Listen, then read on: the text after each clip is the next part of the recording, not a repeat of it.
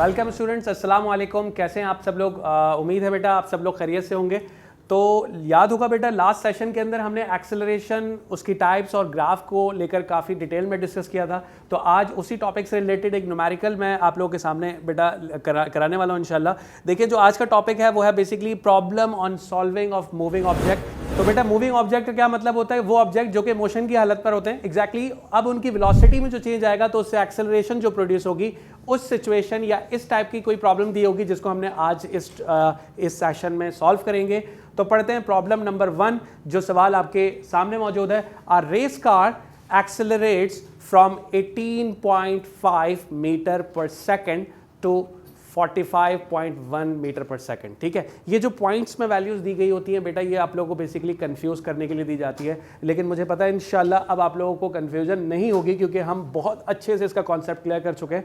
तो चलिए शुरू करते हैं। सबसे पहला काम हमारा, जो इन्फॉर्मेशन हमें इस प्रॉब्लम में दी गई है उसको एक जगह इकट्ठा करते हैं और उसका बना लेते हैं सबसे पहले डेटा। और यहाँ पर मैं लिख रहा हूँ प्रॉब्लम नंबर 3, क्योंकि वेलोसिटी की भी हमने 2 प्रॉब्लम डिस्कस की थी जिसको मैंने प्रॉब्लम नंबर 1 और प्रॉब्लम नंबर 2 का नाम दिया था। इसलिए मैं इस पर मेंशन कर रहा हूँ कि ये हमारे लिए इस काइनेमेटिक ऑफ लीनियर मोशन की प्रॉब्लम नंबर 3 है।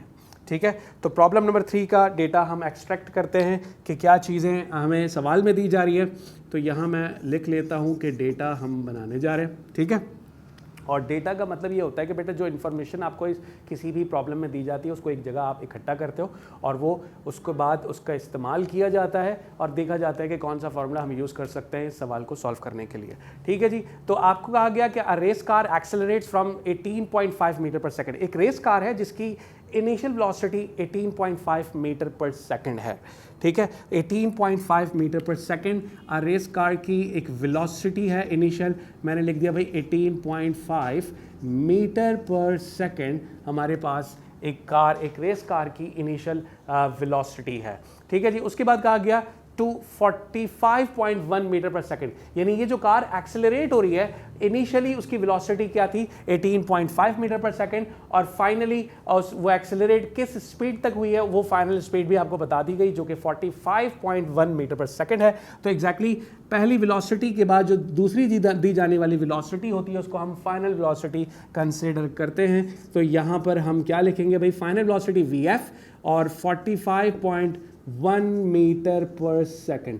बेटा इन चीज़ों को बहुत ज़्यादा कॉन्सेप्चुअल, बहुत ज़्यादा समझ कर डेटा समझना होता है कि हमारे पास कौन सी चीज़ दी गई है और ये इनिशियल वेलोसिटी है या फाइनल। ठीक है, तो आपने इनिशियल वेलोसिटी को 18.5 कंसीडर करना है। देन फिर ये कार जो कि रेस कार है एक्सेलरेट हुई है टू 45.1 मीटर पर सेकंड तक, तो उसको मैंने VF कंसीडर कर लिया और उसको मैंने लिख लिया 45.1 मीटर पर सेकंड जो कि हमारे पास फाइनल वेलोसिटी है। तो चलिए आगे पढ़ते हैं।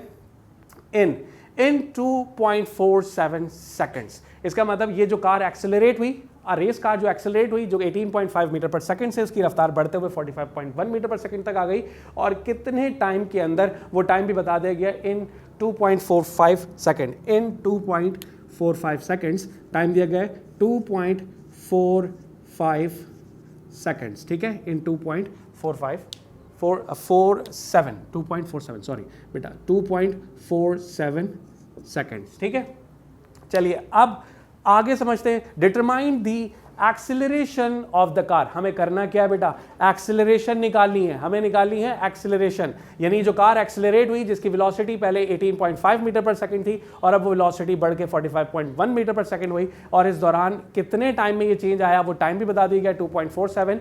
ये जो एक्सेलरेट हुई वो एक्सेलरेशन हमें निकाल कर देनी है। तो हमारे पास जो चीज़ निकालने के लिए दी जाती है या कही जाती है उसके लिए हम हेडिंग क्या डालते हैं? रिक्वायर्ड। क्या डालते हैं? रिक्वायर्ड, या फिर आप चाहो तो इस पर टू फाइंड भी लिख सकते हो।